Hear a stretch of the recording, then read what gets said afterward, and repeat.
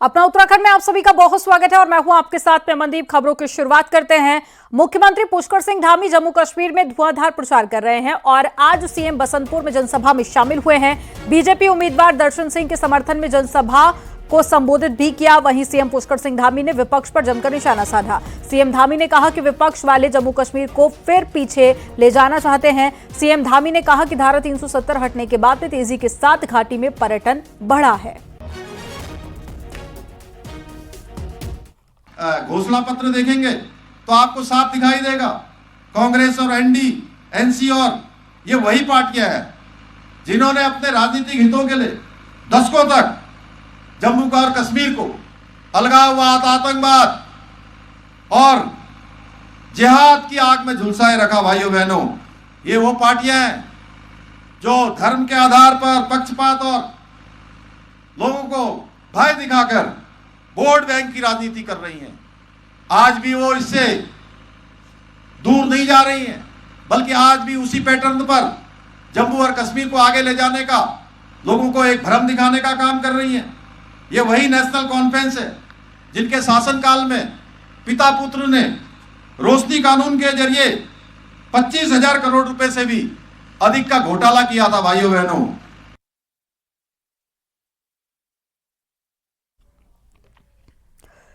BJP और कांग्रेस में इन दिनों मेंबरशिप अभियान को लेकर जुबानी जंग छिड़ी हुई है। कांग्रेस का कहना है कि बीजेपी का सदस्यता अभियान फर्जी है और उसके विधायक सांसद पैसे का लालच देकर पार्टी सदस्य बनवा रहे हैं।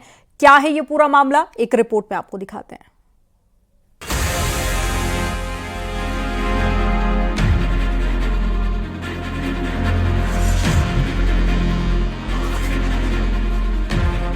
बीजेपी देश भर में इन दिनों सदस्यता अभियान चला रही है, तो कांग्रेस की महिला विंग भी अपना सदस्यता अभियान चला रही है।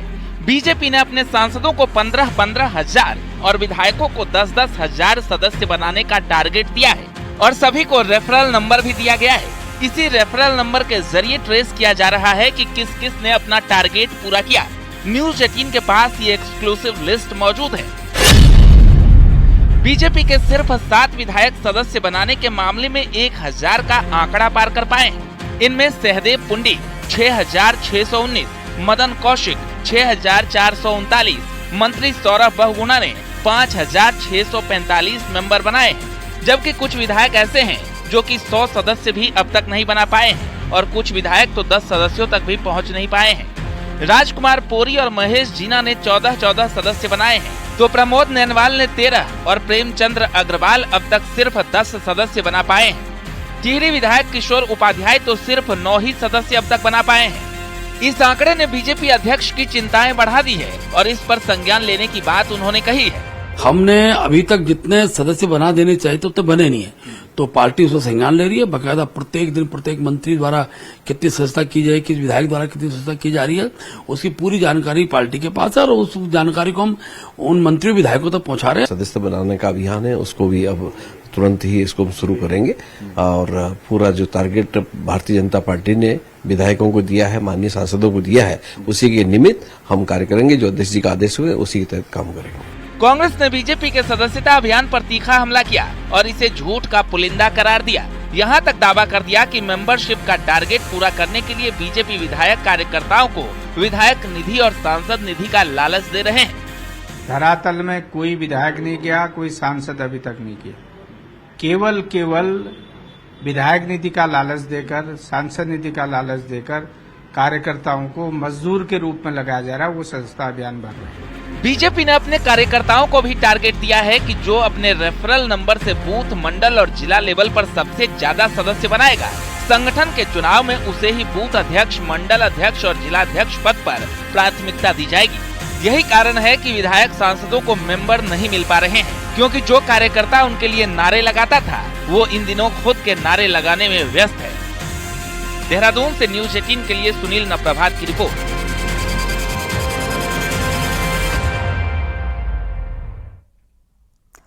हरिद्वार के लक्सर में रिहायशी इलाकों में अवैध रूप से बनाई जा रही एक मस्जिद को प्रशासन की टीम ने हटवा दिया। पुलिस बल के साथ में मौके पर पहुंचे तहसीलदार और नगर पालिका की टीम ने मस्जिद के अस्थायी स्ट्रक्चर को हटाया। इस दौरान निर्माणकर्ताओं ने प्रशासन की कार्रवाई को लेकर विरोध भी किया। दरअसल लक्सर कोतवाली क्षेत्र के लक्सरी में बिना इजाजत के एक मस्जिद का निर्माण कराया जा रहा था। शिकायत मिलने पर प्रशासन ने निर्माणकर्ताओं को निर्माण पर रोक लगाने की हिदायत दी थी। बावजूद इसके मौके पर निर्माण कार्य चल रहा था और बच्चों को भी पढ़ाया जा रहा था। में एक शिकायत आई थी कि इनको असल में पहले ही बोला था जो मस्जिद बननी, एक थोड़ा सा स्ट्रक्चर बना है ना, तो इनको पहले बोला था इसके बाद अब स्ट्रक्चर अभी नहीं बनाएंगे जब तक अपने प्रॉपर अनुमति नहीं ली है। तो कुछ दिन पहले शायद यहाँ पे दीवार बनाती तो हमने हटवा दी थी। अभी हमको शिकायत मिली कि इन्होंने जो आगे इसको बढ़ा दिया है, इसमें कुछ टीन शेड वगैरह कर दिया, तो आपके सामने ही उस टीन शेड को हटा दिया। हरिद्वार पुलिस ने नकली नोट बनाने वाले गिरोह का भांडाफोड़ किया है। पुलिस ने गिरोह में शामिल 6 सदस्यों को गिरफ्तार कर लिया। आरोपियों के कब्जे से 500 रुपए के 451 नकली नोट बरामद किए गए। इतना ही नहीं, आरोपियों ने देहरादून और हरिद्वार में बड़े पैमाने पर नकली नोट मार्केट में चलाए हैं, जिसकी खोजबीन पुलिस द्वारा की जा रही है। पुलिस का कहना है कि चेकिंग के दौरान सौरभ, निखिल, अनंतबीर और नीरज नाम के 4 आरोपियों को पकड़ा और उनके कब्जे से नकली नोट, लैपटॉप और साथ ही प्रिंटर बरामद किया गया। गिरोह का सरगना मोहित और विशाल है। दोनों ने यूट्यूब से नकली नोट बनाना सीखा और गैंग बनाकर देहरादून में नकली नोट खपाने का काम भी शुरू कर दिया। पुलिस ने मोहित और विशाल को दबोच लिया है। करीब 5 लोग इसमें पुलिस ने अभी तक अरेस्ट किए हैं। इसमें जो मुख्य अभियुक्त है 6 अभियुक्त इसमें अरेस्ट किए गए हैं और इसमें जो मुख्य अभियुक्त है वो पूर्व में यहाँ पर एक कंपनी में काम करता था, उसके द्वारा ही इन लोगों को जोड़ा गया था। और 6 के 6 अभियुक्त, इसमें 5 सहारनपुर क्षेत्र का और 1 हापुड़ का रहने वाला है, जो यहाँ पर हरिद्वार में रहने के साथ साथ देहरादून में भी ये इस तरीके से नकली नोट बनाने के साथ और उसको फुटकर में बाजार में चलाने का काम ये लोग कर रहे थे।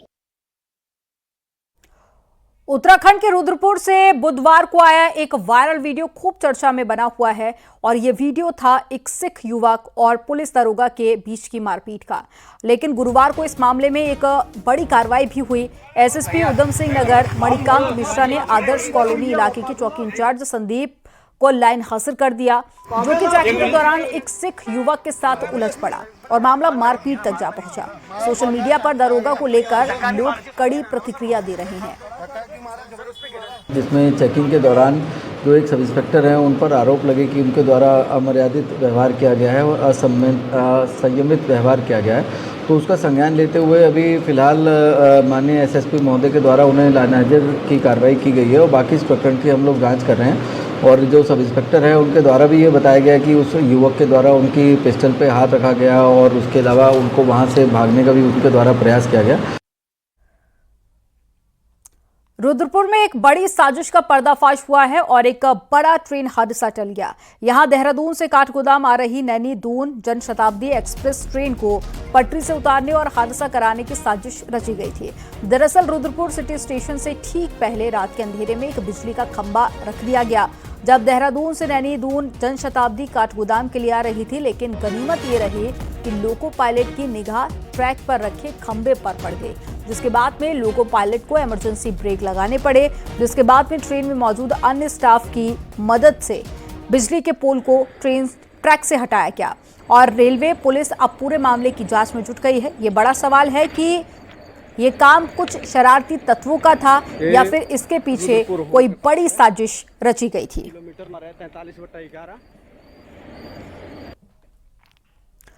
बागेश्वर की फायर टीम और पुलिस की टीम ने नदी टापू के बीच फंसी गाय को सकुशल बाहर निकाला। सरयू नदी के बीच में टापू में एक गाय फंस गई थी। सूचना पर बागेश्वर पुलिस और संयुक्त टीम मौके पर पहुंची, जिसके बाद में अभियान चलाकर गाय को बाहर निकाला गया।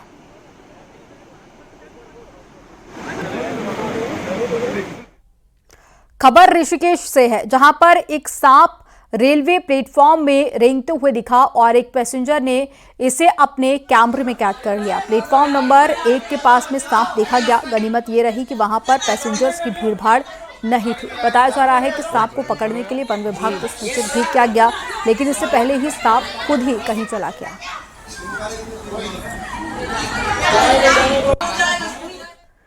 नंदा देवी मेला खत्म हो गया है, लेकिन पूरा मेला परिसर कूड़े में तब्दील हो गया। प्लास्टिक फ्री मेले का दावा भी हवाई ही साबित हुआ।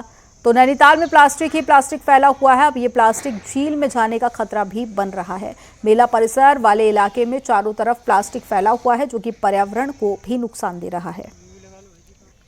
और बहुत प्रचार प्रसार किया था कि इस मेले को जो है कूड़ा मुक्त करेंगे और पॉलीथीन मुक्त करेंगे।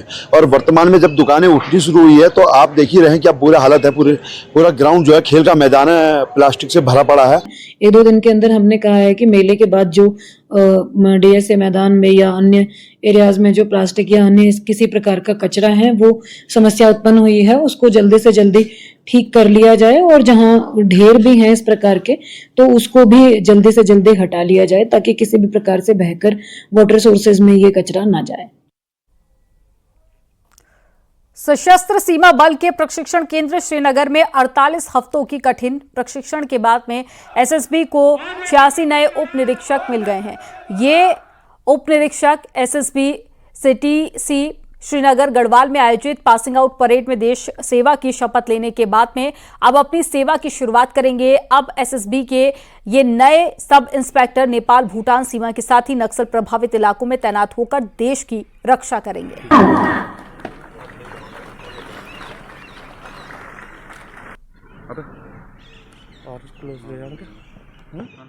हाँ, थोड़ा हम फिजिकली अलग हैं लड़कों से, ये तो रहता ही है, बट उससे ज़्यादा हमें मेंटली ज़्यादा स्ट्रांग होना पड़ता है। 48 वीक्स की ट्रेनिंग है हमारी, जो थोड़ा फिजिकली टफ रहती है हमारे लिए, बट उसके ज़्यादा कि हाँ हमें लड़कों से कम्पीट करना पड़ता है, हमें सेम टाइम में आना पड़ता है, उनके तरीके से ही वेपन हथियार सब कुछ हमें चलाने पड़ते हैं।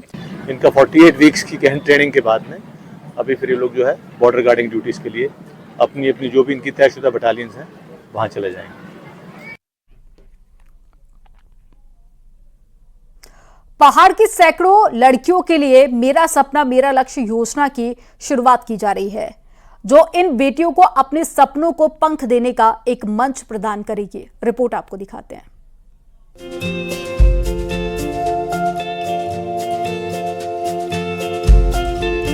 बागेश्वर में स्कूली छात्राओं को एक नई दिशा देने के लिए मेरा सपना मेरा लक्ष्य योजना की शुरुआत की जा रही है,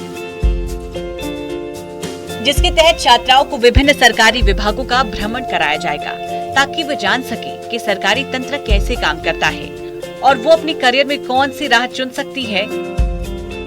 योजना के तहत लड़कियों को कलेक्ट्रेट, शिक्षा, स्वास्थ्य, कृषि और दूसरे महत्वपूर्ण विभागों में ले जाकर उन्हें करियर से संबंधित मार्गदर्शन दिया जाएगा।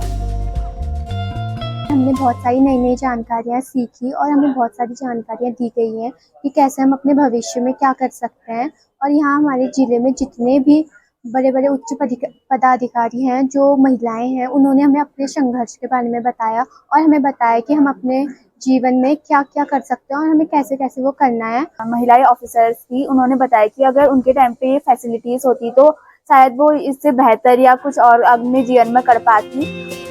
मेरा सपना मेरा लक्ष्य योजना खासतौर पर उन लड़कियों के लिए फायदेमंद साबित होगा जो आर्थिक कठिनाइयों का सामना कर रही है। विभागीय अधिकारी उन्हें सही करियर चुनने और भविष्य निर्माण की सीख देंगे। प्रशासन का मानना है कि इस पहल से बालिकाओं को एक नया हौसला मिलेगा और वो समाज में एक सशक्त भूमिका निभा सकेगी। इस कार्यक्रम के थ्रू निश्चित तौर पर बच्चे ये समझेंगे कि किसी कार्य की शुरुआत एक विचार या सपने से होती है, वो करें। और उन्होंने आज कई विभिन्न क्षेत्रों के अधिकारियों से के वृत्तांत सुने तो उनसे निश्चित तौर पर प्रेरित होंगे कि जीवन में कई संभावनाएं हैं, बस केवल ये है कि सच्चे मन से वो सपना देखें और प्रयास करें तो निश्चित तौर पर सफलता मिलेगी। जो हमारे गवर्नमेंट स्कूल्स हैं वहाँ पर पढ़ने वाली जो हमारी बालिकाएं हैं उनको एक एक्सपोजर मिल सके और उनके एस्पिरेशंस के बारे में जो वो करना चाहती हैं उसको एक गाइडेंस उनको एक मिल सके, तो उसके संबंध में ये कार्यक्रम है, जिसका हमने सोचा है कि महीने में कम से कम 3 बार इस तरह के कार्यक्रम आयोजित किए जाएंगे। पहाड़ के दूरस्थ गांवों में रहने वाली लड़कियों के लिए ये योजना आशा की किरण लेकर आई है, जहां आज भी शिक्षा और संसाधनों की कमी के कारण कई लड़कियां अपनी पढ़ाई पूरी नहीं कर पाती। अब ये लड़कियां हर विभाग से कुछ सीख सकेंगी, जो इनको करियर बनाने के लिए प्रेरित करेगी। न्यूज़ 18 के लिए बागेश्वर से सुष्मिता थापा की रिपोर्ट। अब मॉनसून अपने आखिरी दौर में है। नंदा देवी महोत्सव के बाद में अब पहाड़ में फेस्टिवल सीजन की शुरुआत हो गई है और पर्यटकों के स्वागत के लिए कारोबारियों ने अपनी तैयारियां शुरू कर दी हैं। रिपोर्ट आपको दिखाते हैं।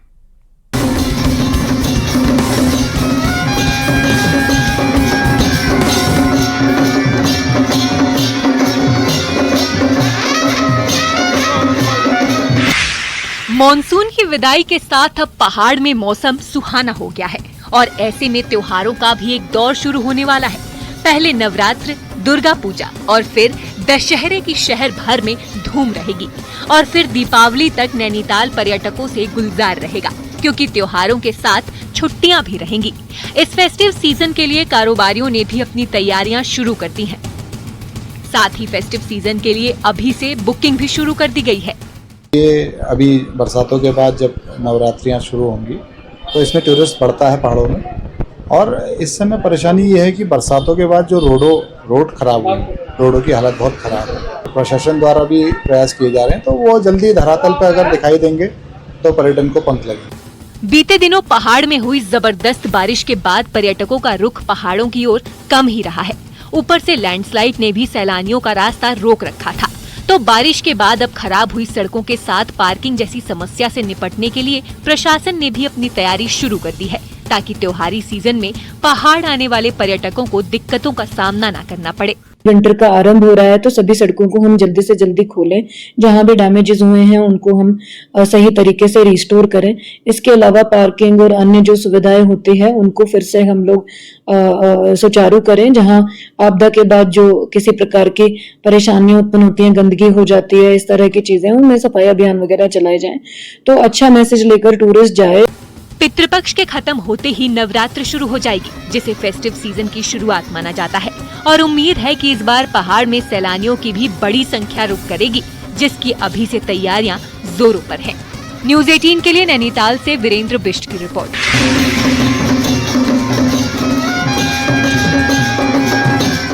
ब्रेक के बाद एक बार फिर से आपका स्वागत है। चलिए खबरों में आगे बढ़ते हैं। डॉक्टर हड़ताल पर गए तो हजारों मरीजों की मुश्किलें बढ़ेंगी।